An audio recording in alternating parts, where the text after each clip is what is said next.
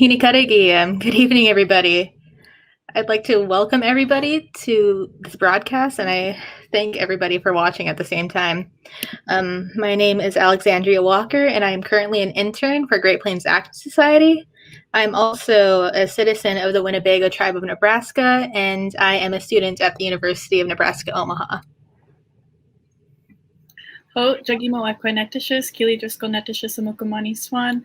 My name is Keely Driscoll. I'm a senior at the University of Iowa, and I also work with Great Plains, and I'm a Squawky with ties to the Winnebago Tribe of Nebraska.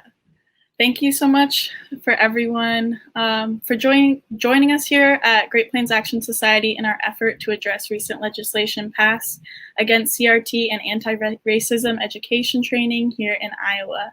Iowa is among 8 states that have passed legislation to constrain educators and trainers from teaching truth in schools, workplaces, and universities across our state. Critical race theory began as a legal framework, and from there's been a great movement towards using this framework across disciplines to teach about race and its created existence as a social construct, to understand the historical legacies of race and address the gaps between scholarly material and realities of BIPOC communities in the United States today. Iowa House File 802 went into effect on July 1st and was signed by Governor Reynolds on June 8th. This act impacts topics of both racism and sexism in education, training, diversity and inclusion efforts in workplaces and post-secondary education institutions. Our first speaker today is going to be Aiden Winos. And would you like to introduce yourself to everyone? Yate, greetings. It's good to have everybody here. It's good to be here with you guys. My name is Aiden Winos. My traditional name is Kinesa. I come from the Amat-Manewak Menominee people of the northern region of Wisconsin, as well as the Diné Navajo of the southwest region of the United States. One thing that's interesting about me, where I stand here on this whole perspective of everything, is where I came up. Traditionally raised, obviously, in the indigenous cultural way and the belief system, but still being in part of modern society. Me having been brought out of our society, out of our culture on the reservation, that's where my parents came from. I'm actually a second generation student. They brought me here to give me a better chance at life, a better chance to have opportunity to grow, to experience, to work, to essentially build myself up from the ground. And that's kind of been my focus over the last 25 years.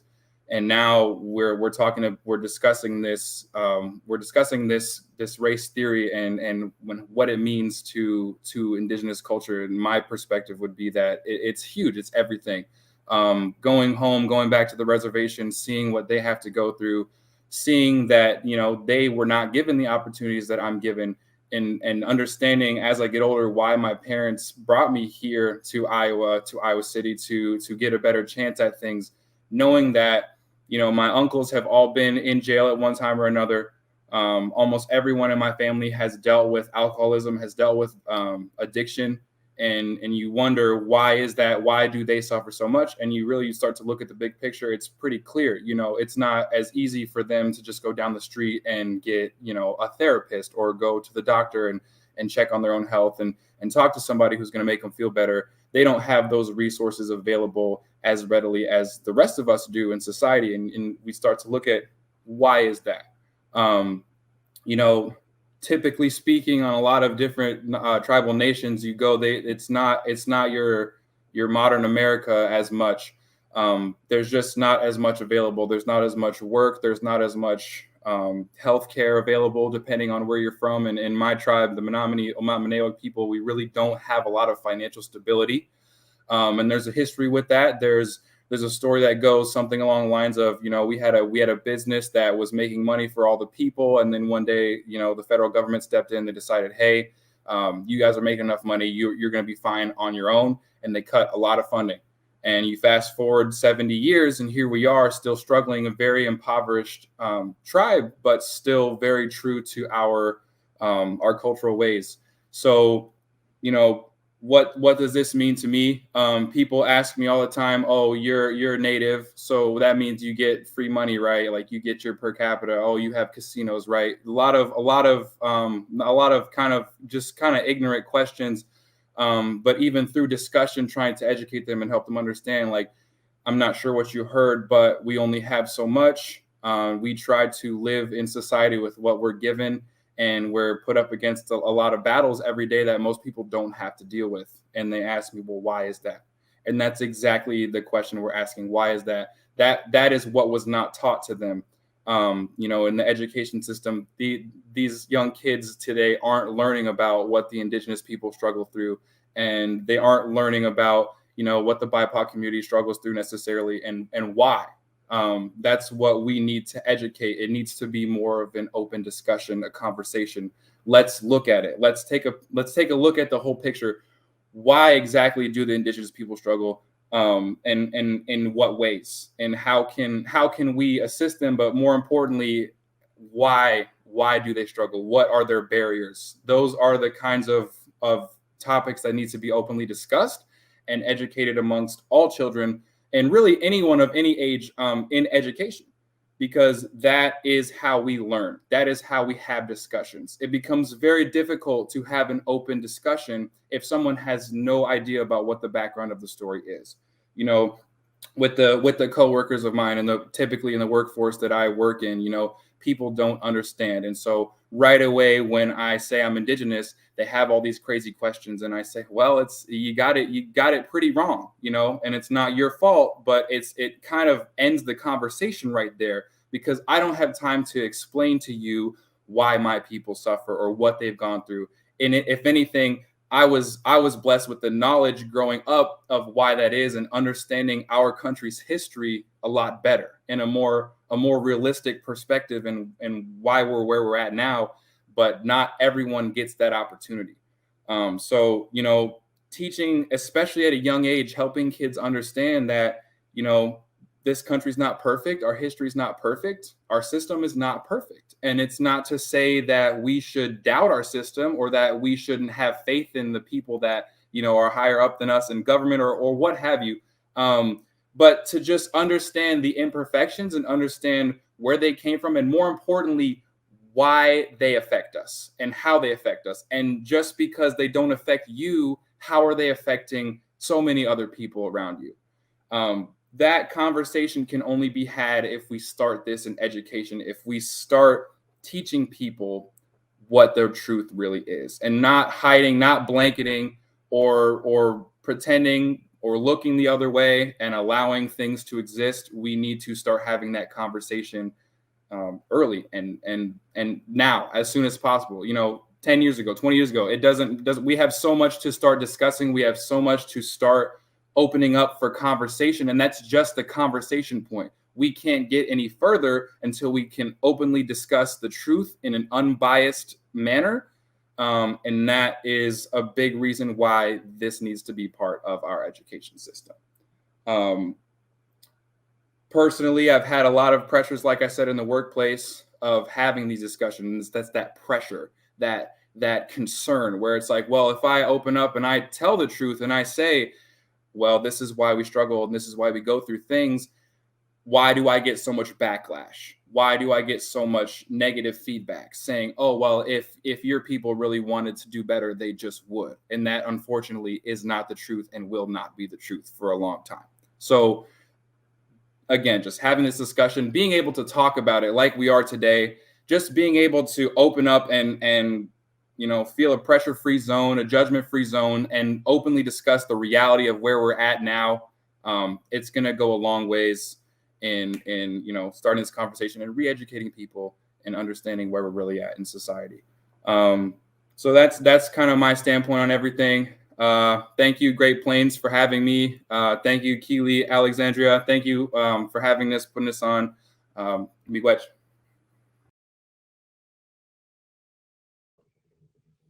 That was awesome. Thank you, Aiden.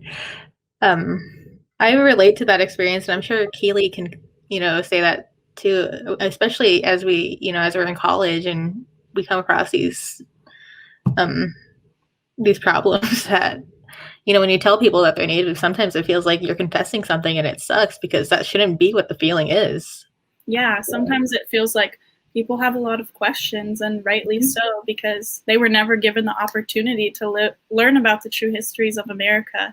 And so opening up about that, it almost feels like you're taking on this burden of educating people who never were. And I don't think that's really fair. I don't think it's fair that people are left out of history on all levels of education. And I don't think it's fair that people are getting the truth taken away from them so that they can never really understand all of the different things that are going on around them.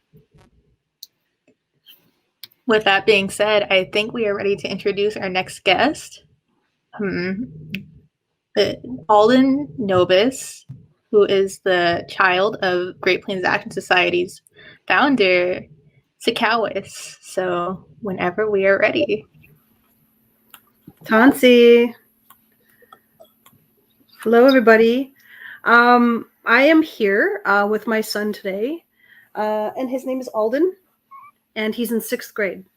And he's being affected by the ban on critical race theory, or as we like to call it, anti-racism education, decolonization work, diversity, equity, inclusion. Those are better terms for it because critical race theory is a term that they're using to manipulate the situation, to make it sound like it's critical, that it's being like overtly hard on something, when really it means analyzing something specifically or properly.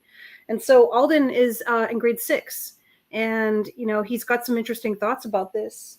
And I wanted to ask him, what does he think? What do you think about the ban on critical race theory? It's not that. You're gonna have to. It's not that good. Yeah, it's not that good. How come? I mean, people should know that what happened in the past, or else the history is just going to repeat itself. Just the same pain that happens over and over.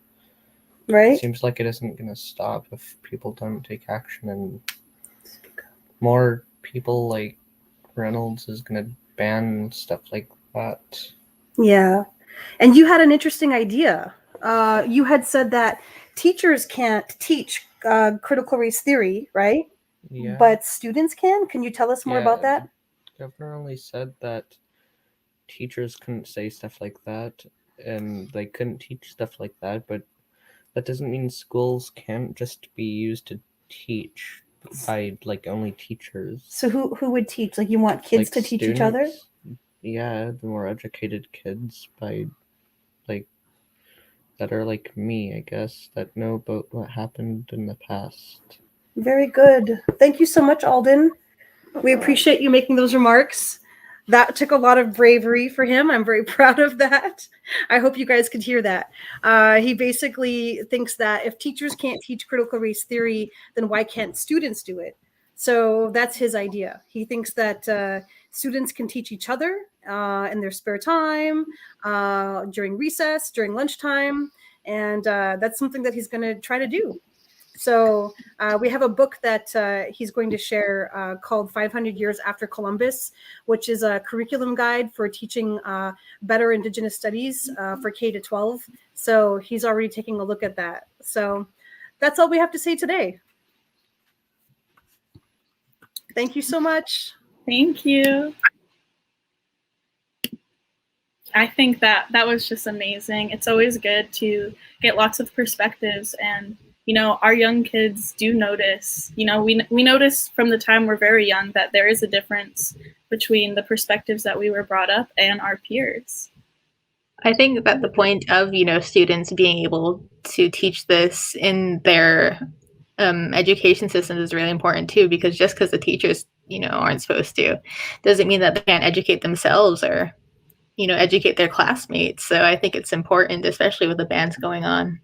Yeah, this sets a very dangerous precedent for regulating educational curriculum in order to leave out perspectives. And if teachers on the secondary education level in university can't even be taught these things, how are they going to be able to teach a holistic, honest truth for all students? So that's a question for sure.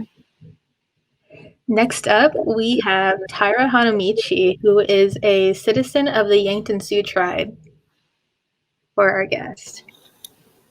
Hi. How are you guys? Oh, we're doing great. Thank you, Tyra, for being here. Thank you for having me. So I just go on? Yeah. Yeah? All right.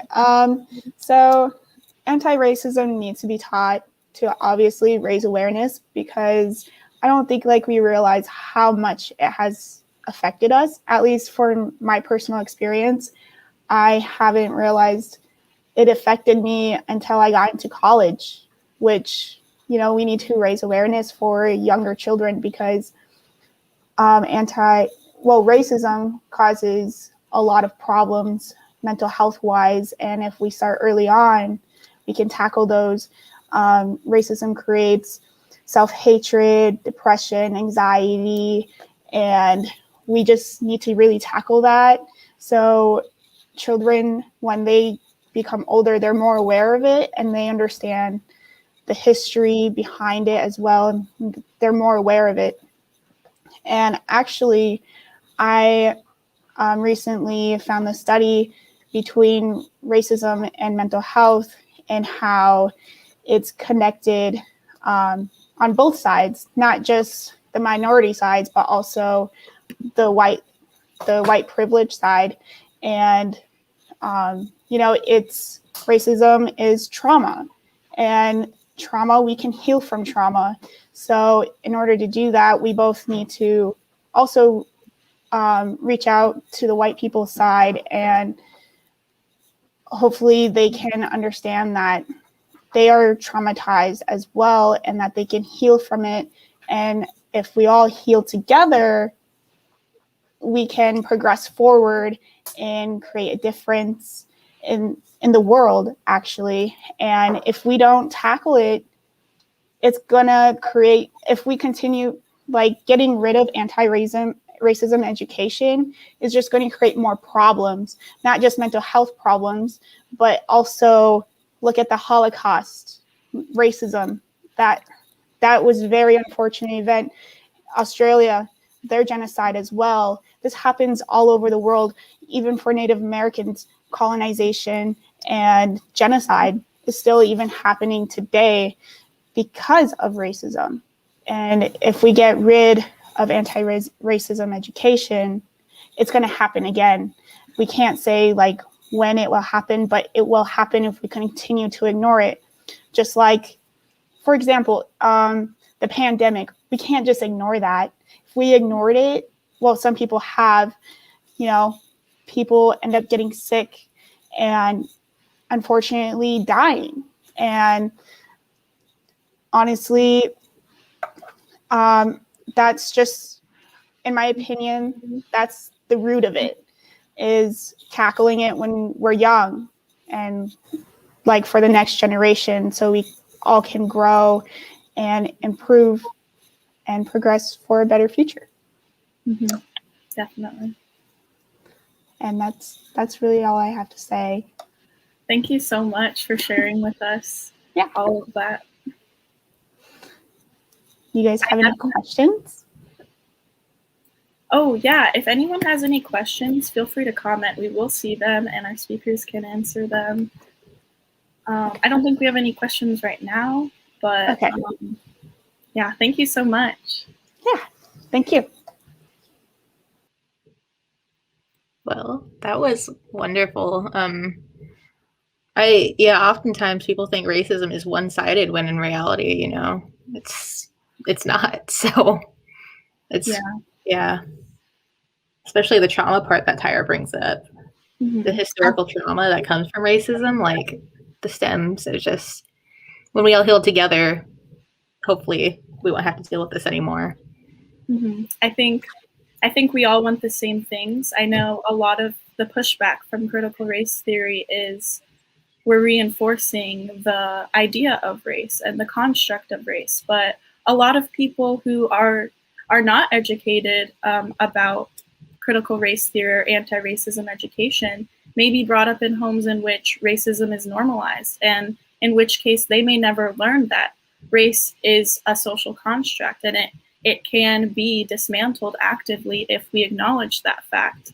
And in order to do that, we need to recognize it for what it is, and we need to talk about it, and we need to recognize it in all its forms, whether that be talking day to day, whether that be who we choose to read from in academic articles in classrooms, what perspectives we choose to see. We're also actively choosing not to see other perspectives. So it's that opportunity cost that we really have to balance and navigate in order to dismantle a lot of the norms that have been created over centuries.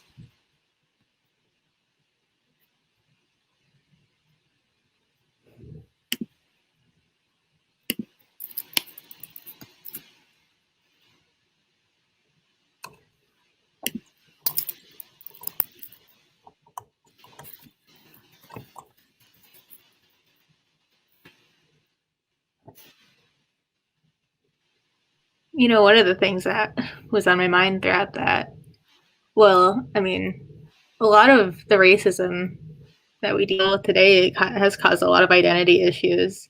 And I mean, this comes from somebody who's like not had an identity crisis in the last year, but has definitely readjusted themselves and, you know, had a name change and all of that.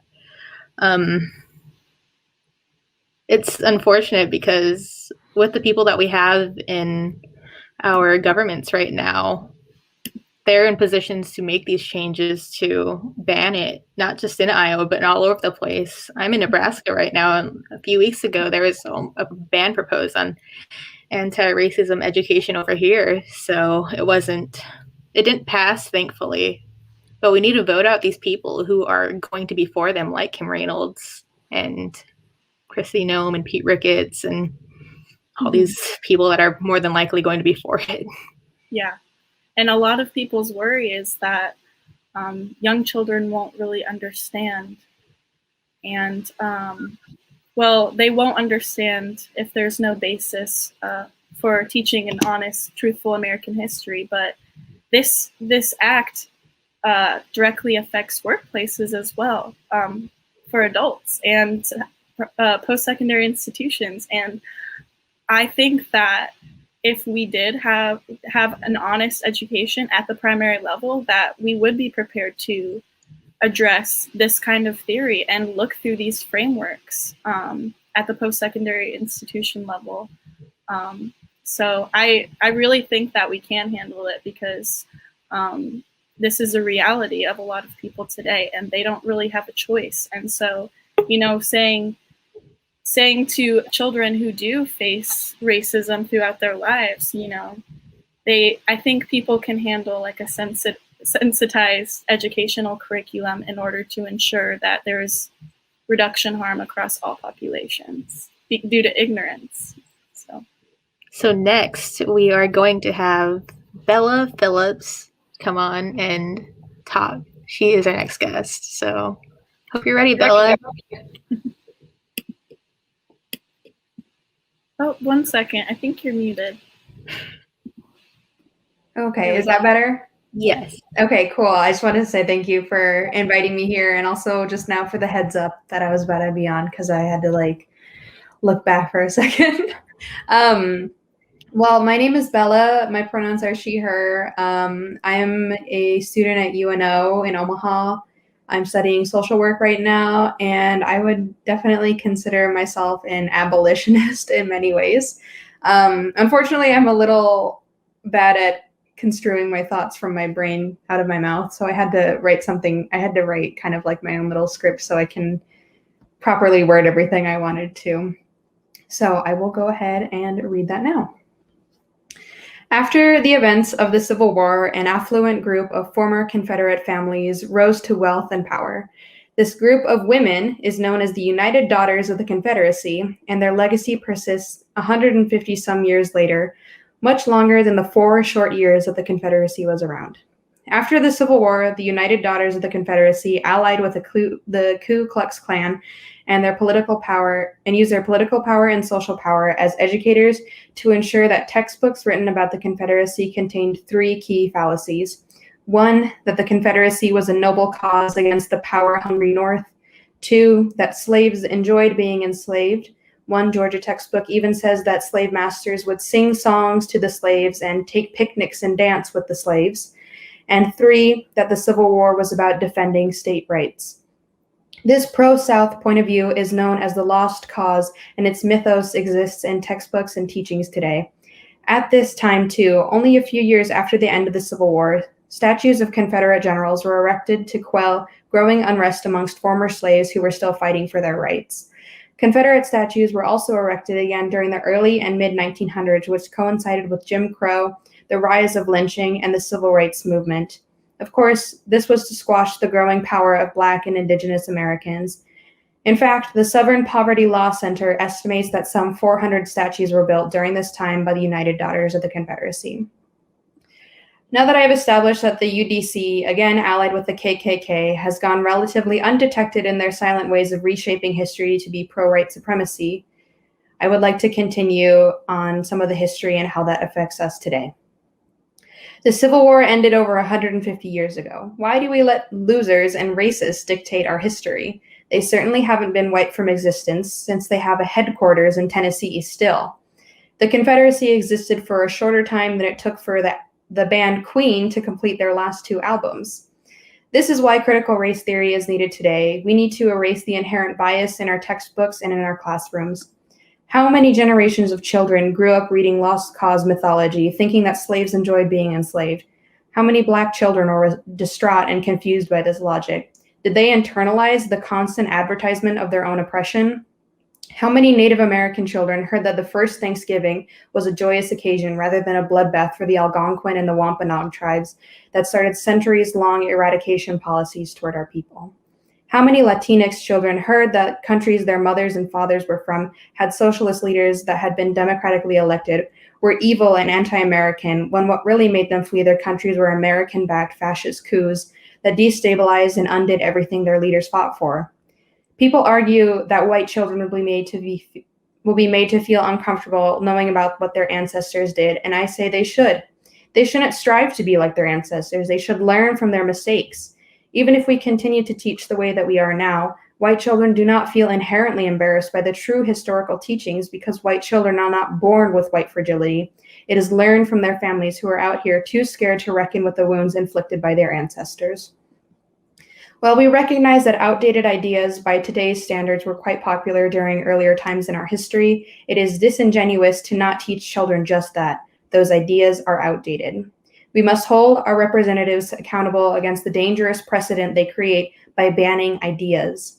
The only way we can change history for our future generations is to demand our leaders to represent their constituents instead of the interests of white supremacy, that we usher in new change and, of course, vote out people like Kim Reynolds, Pete Ricketts, Kristi Noem in 2022 and beyond.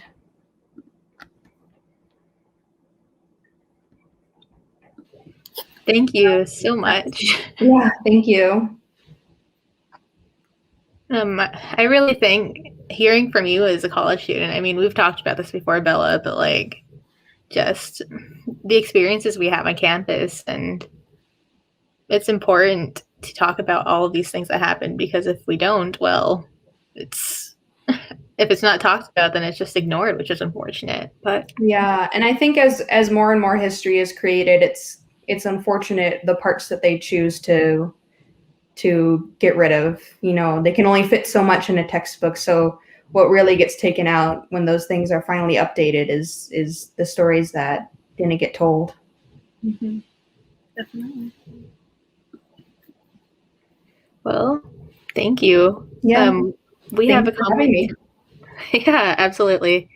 Okay, up next, speaking is Wasu Se, Leah Slick Driscoll, who is also happens to be my mother.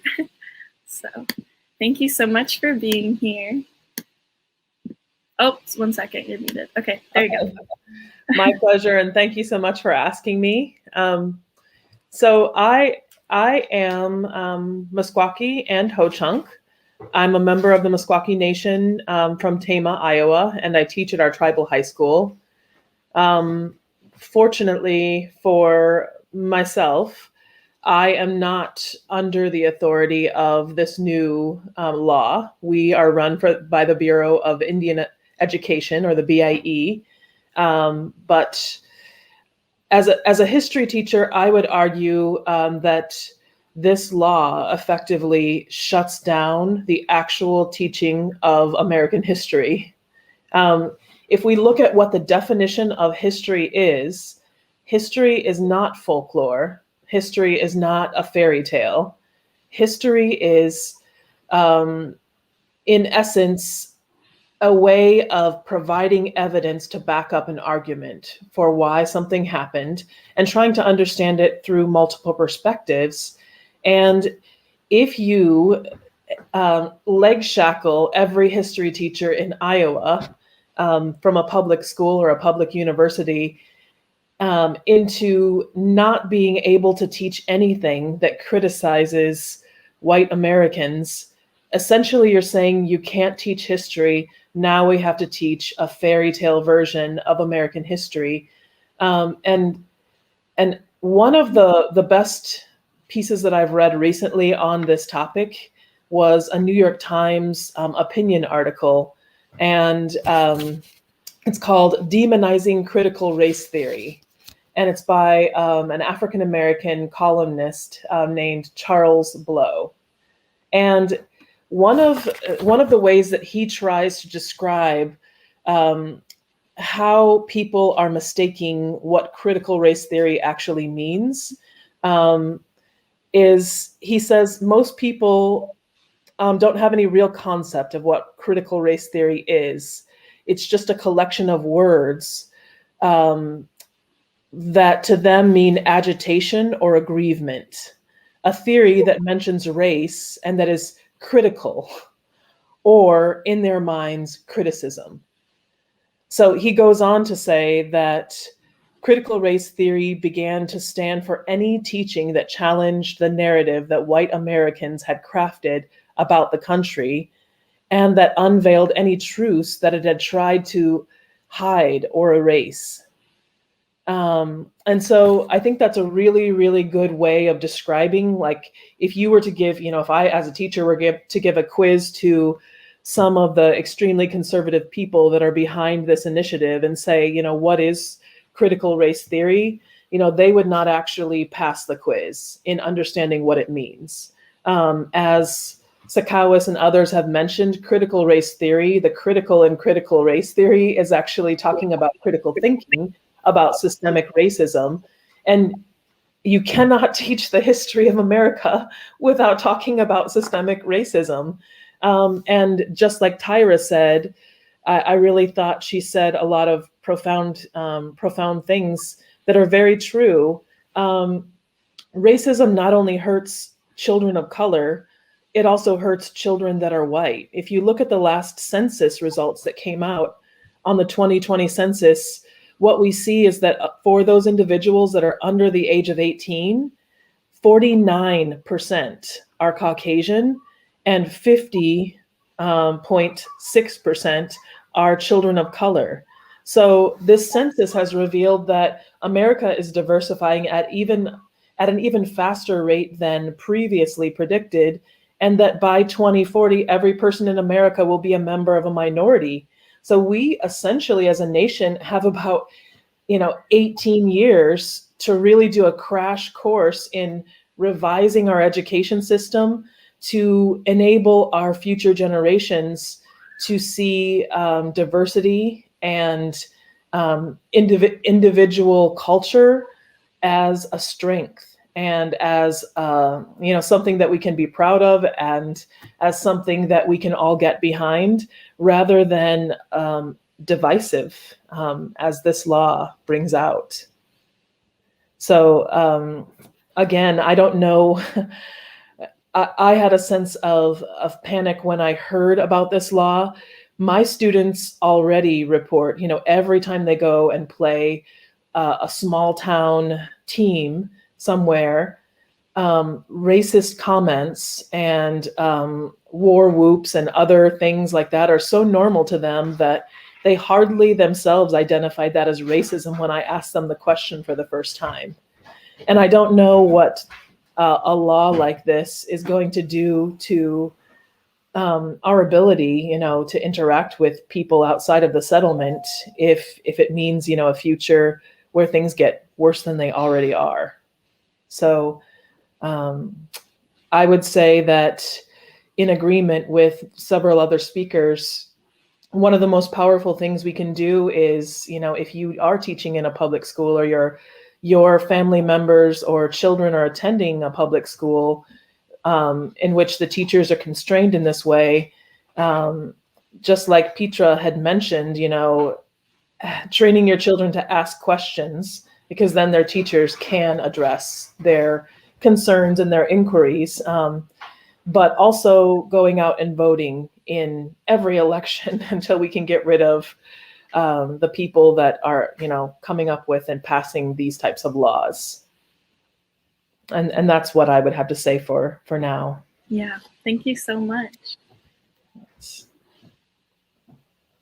I definitely think that the upcoming 2022 election, everyone must be a part of, especially here in Iowa. And I hope that we can find ways to push back against this here in Iowa, so that it doesn't expand. This doesn't become a national norm. And that's the danger of precedent. And that's why this is so important to use this kind of framework in law and in health and in all different types of occupations in which there are obvious systemic racist legacies. Right. Thank you again. Yes. Thank you for asking me. It was a pleasure.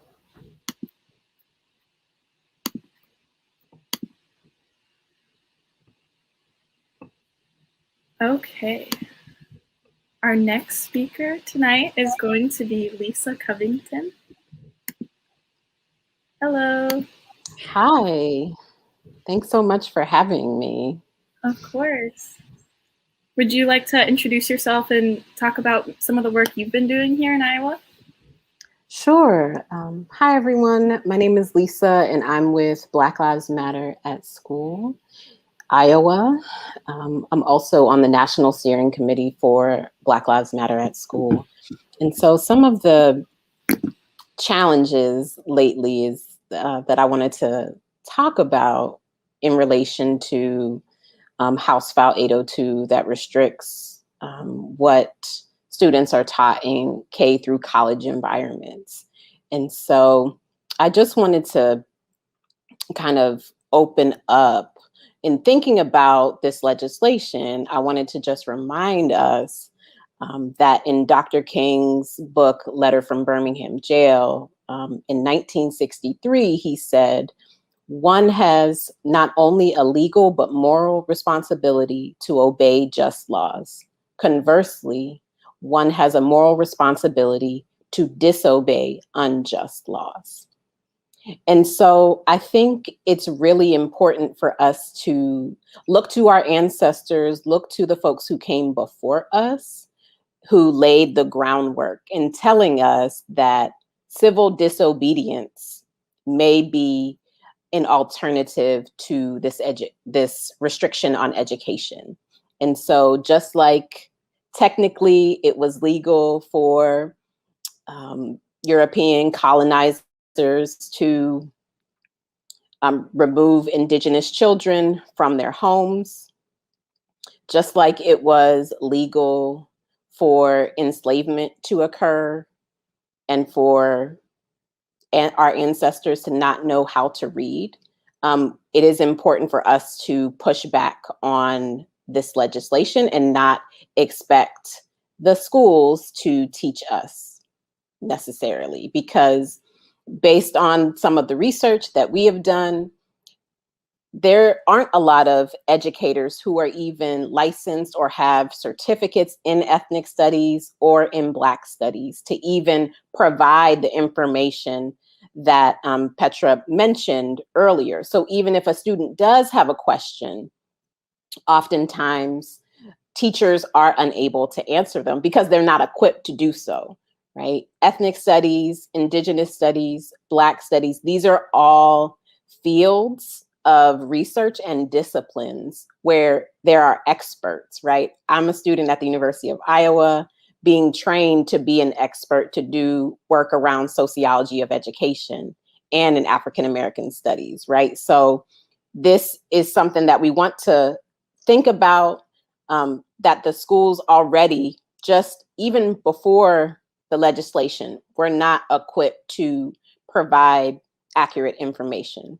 And so as a result, one of the things that we decided to do as a grassroots organization is once a month, we have Black children join us virtually to learn about Black history. So we have a Saturday school on the first Saturday of every month.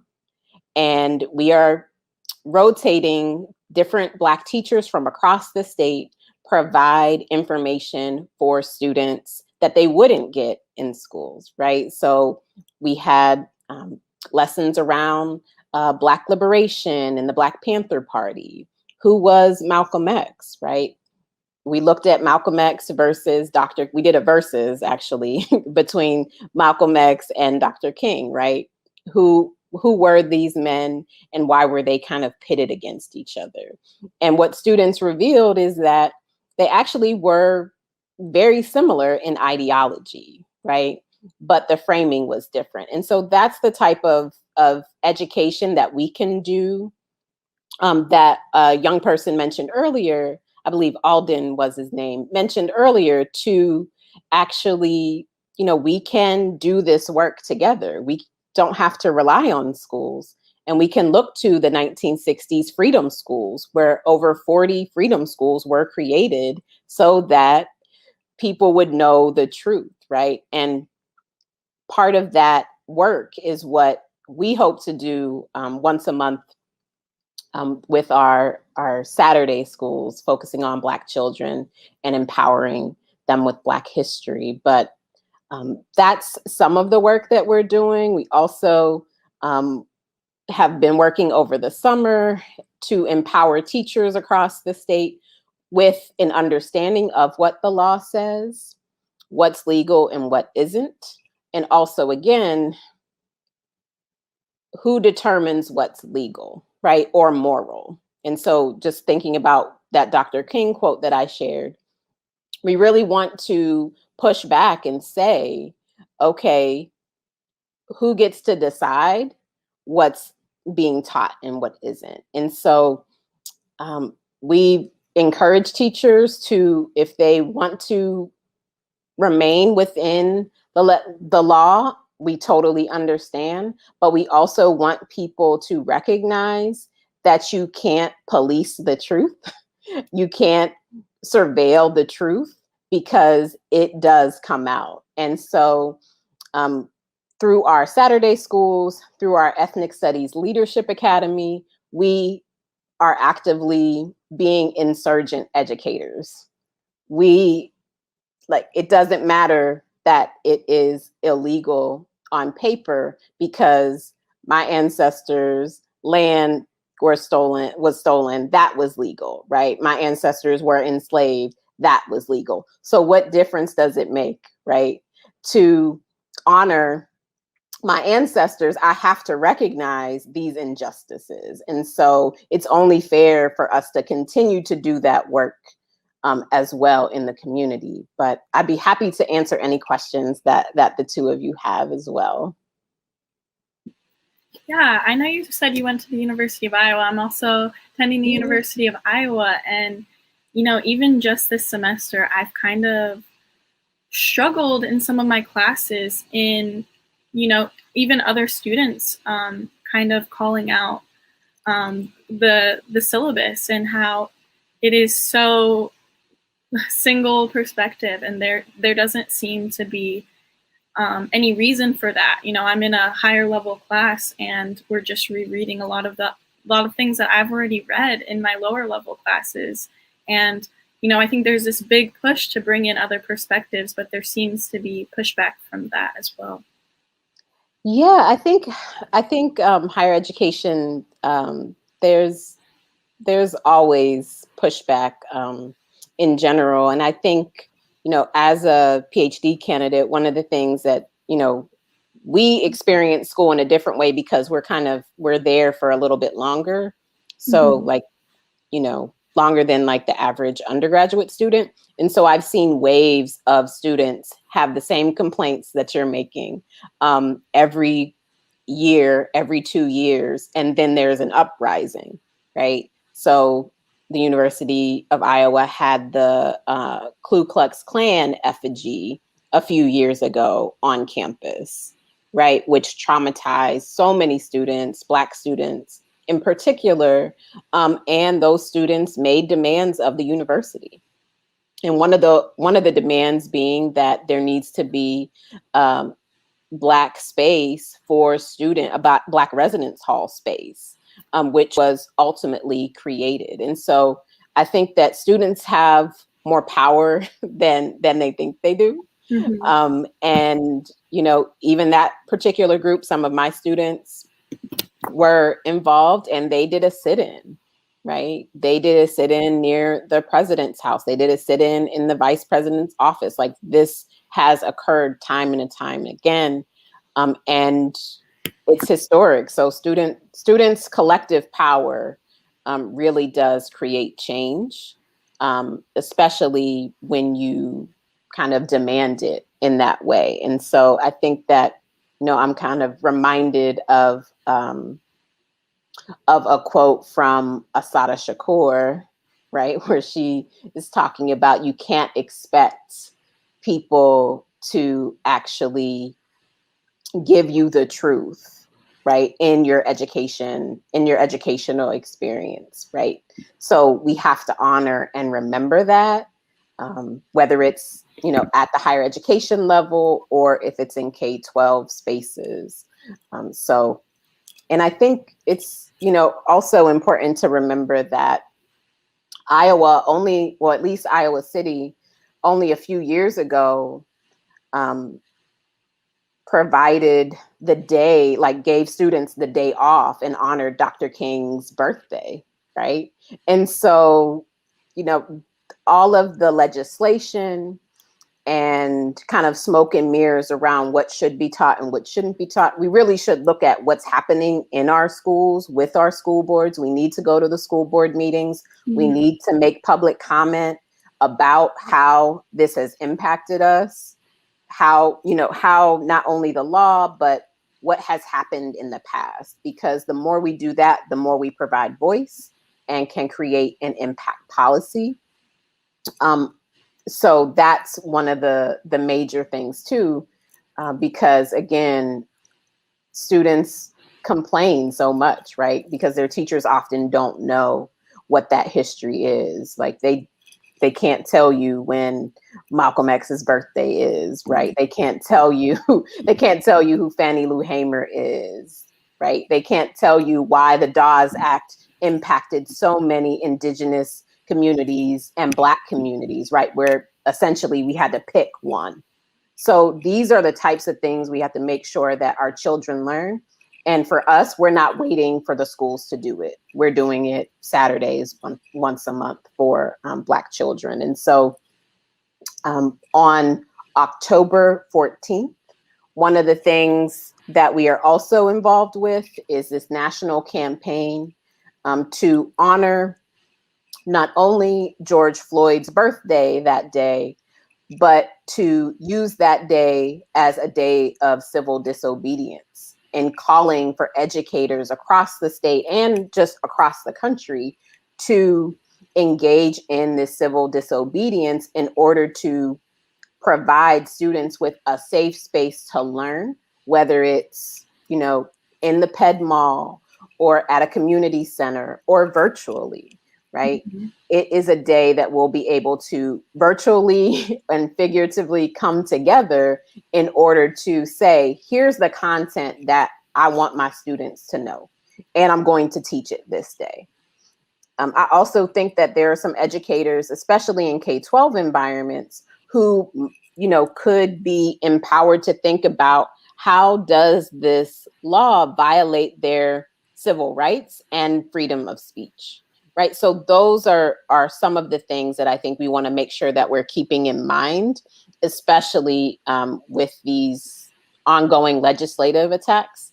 And at the federal level, there has been some legislation introduced to stop critical race theory, right? And anything that folks are saying is critical race theory, right? So anything dealing with racism, anything that talks about the United States or the state being systemically racist, right? That's kind of just a catch-all term, as we've heard from folks earlier.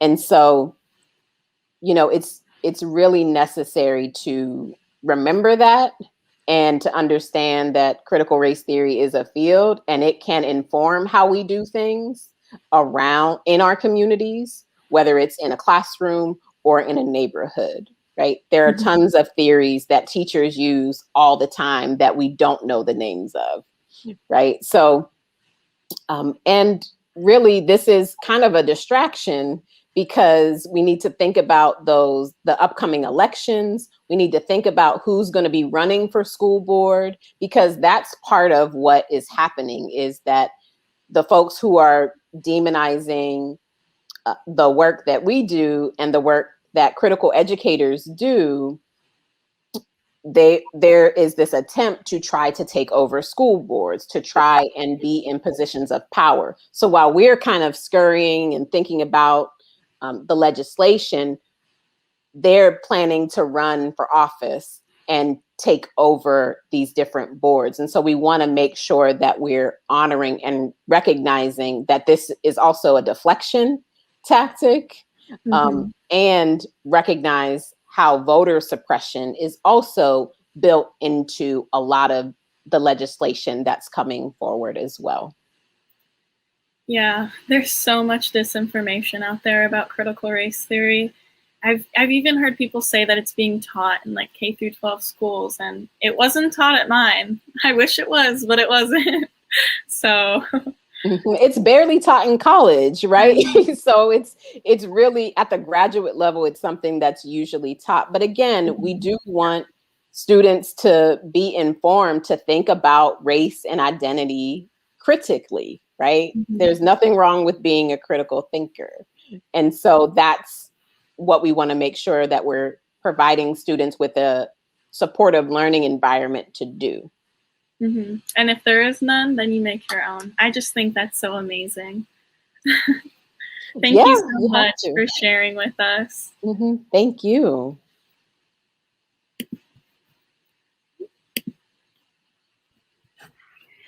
That was wonderful. One of the things, especially, I think, well, Keeley and I were talking about it earlier, but, you know, for us as Native students, we didn't get to learn about like our tribe's history until later on. And even then, it's like, I feel like, you know, as Indigenous students, we should be learning about our tribe's history along with along with American history. But I mean, you can't have American history without Native history. So it's, yeah, this has been a lot of education already, you know, happens in places outside of primary and secondary schools, I think, for a lot of this information that already hasn't been taught. It never has been taught, and it needs to be. And so, yeah, I think that's really awesome, just finding creative ways around this and finding different spaces that are more inclusive for education. Well, with that, we are going to bring Sikawis back to the stage. So let's do this. Hello. Hey. Yeah, we're wrapping up here now. Sorry, what?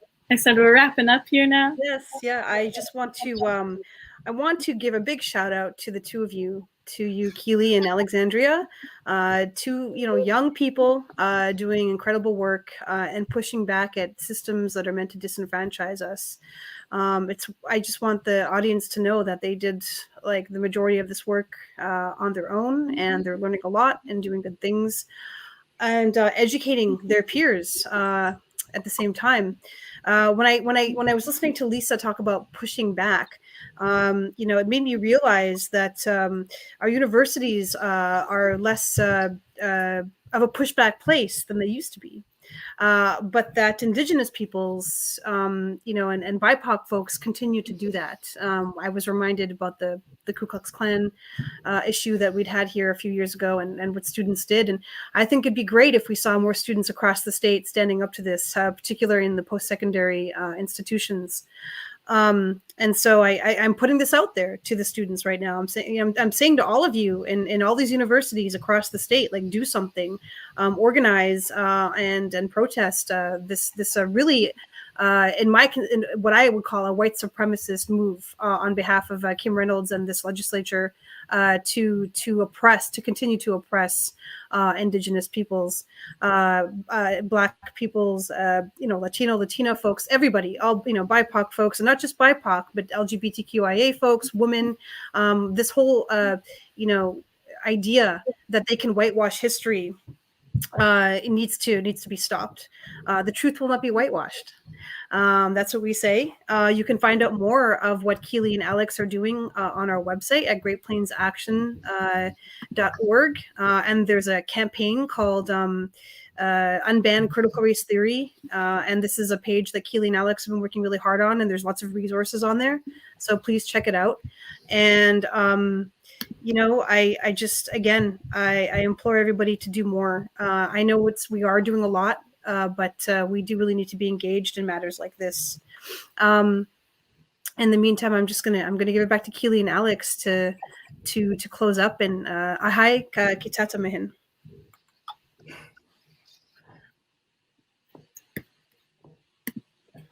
Well, that was wonderful. I'm very fortunate to have heard everybody tonight and be among very empowering people, educators and students, all of them. Mm-hmm. I just want to continue the idea and this thing that we were talking about. One of the main themes is that we need to continue to work and make changes in our lives. And one of the ways by doing that is by registering to vote and be voting in our 2022 election season.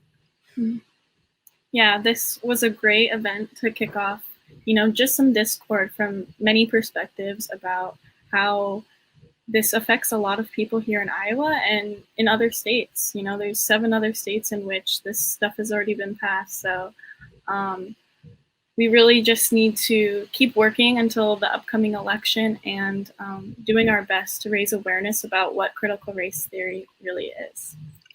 So thank you, everyone, to all of our speakers, and thank you to everyone who tuned in. We're going to be continuing to address this, and as well as other things going on right now up until the 2022 election. Thank you, everybody. Pinagigi.